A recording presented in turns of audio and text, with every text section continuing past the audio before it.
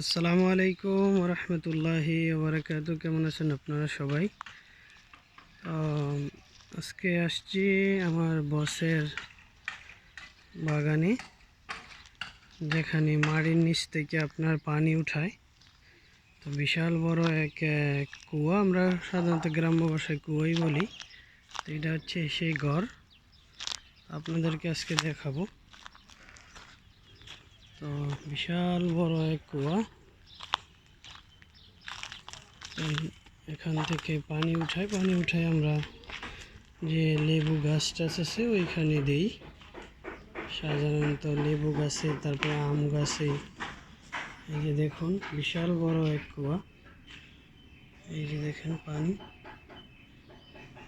এই পানিটা শেষ হয় না কখনো।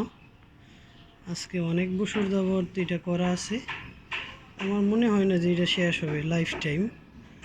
তো এটার মধ্যে একটা মোটর ফিট করা আছে, বাংলার প্রায় 50,000 টাকার মতো।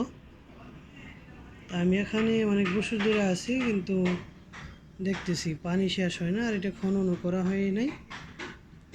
হয়তো আমি দেখি নাই এখানে আইসা, হয়তো আগে করছে কিনা। তো এই হচ্ছে এটার অবস্থা, বিশাল গভীর। তো এই পাইপ দিয়ে ট্যাঙ্কির উপরে যায়। তো এই জায়গার মধ্যে একটা ট্যাঙ্কি আছে, দেখুন বিশাল বড়, 5,000 লিটারের একটা ট্যাঙ্কি। এই যে 5,000 লিটার। তো এই পানি দিয়ে শুধু আমরা গাছেই কাজ করি। আর এখানে আমার বাঙালি ভাইয়েরা কাজ করতেছে এই জায়গার মধ্যে। ওই যে ওই বিল্ডিংটা উঠাইছে প্রায় 2 বছর ধরে, আর এখানেও কাজ করতেছে।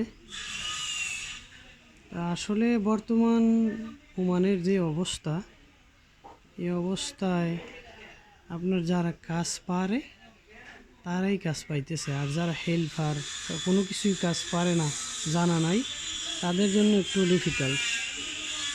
কারণ ওমানের মধ্যে এখন এমন অবস্থা হয়েছে, কাজ পাওয়াটা খুবই কঠিন। তো যারা টেকনিক্যালি কাজ পারে, দেশে থেকে কাজ শিখাইছে, তাদের কাজের সমস্যা হয়নি। কিন্তু যারা শিখে আসে নাই, তারা অনেকে 2 মাস, 3 মাস, 5 মাস, 6 মাস পর্যন্ত বসে আছে। তো এই হইল অবস্থা। তো ভালো থাকবেন, সুস্থ থাকবেন, আল্লাহ হাফেজ।